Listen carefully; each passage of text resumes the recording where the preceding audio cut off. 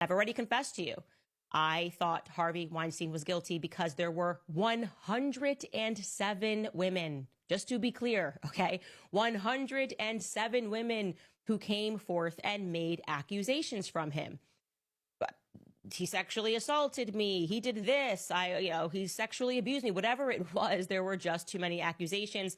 The media had completely flooded the zone in a way that made it impossible for me to believe that he could be anything but guilty. And like I said, I say this as someone who takes pride in always reading in between the lines and looking beneath the layer of social media manipulation and of mainstream media manipulation. But I fell for it, okay? I will just admit that. I will own that. So I just remember the casual demeanor that I had as I was being patched in. Like I was sitting like this, for those of you that are listening on audio, just sort of leaned back in a chair in this small cubicle, like, yeah, well, this guy's gotta let me take this interview. And this will be a nice little introductory phone call. Nothing to worry about here. He gets patched in. He says, hello. Harvey Weinstein's voice is like a growl. And it's like, hello. That was actually really good what I did there. Hello, you know? And the first thing he says to me, I kid you not, okay? I don't understand how you can support Donald Trump. Okay. Whoa. Stop everything. What is happening? What are we talking about? This has nothing to do with politics. My understanding is you just want me to do an interview with you. I am suddenly saying to him, yeah, and I'm answering and kind of recalculating the conversation and explaining why I support Donald Trump. And yeah, that's a known thing. Shouldn't you have already known that I support that? Why are we on the phone? And I just sort of answer, and I think I fumbled the real reason why I support him, talked about the economy and like, who cares?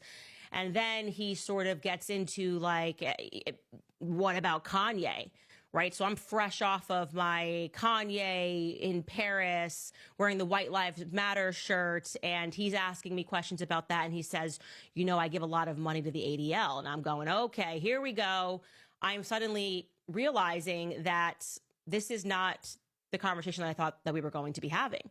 I have no idea why I'm on this phone call. And then he says to me, why would I go with you? And he tells me that he's speaking with 3 other people who want to do this interview, who have much better experience and a way further reach than I have, all things that are objectively true. He then says, I've never even heard of this company you work for. He mispronounces the company that I was working for at the time.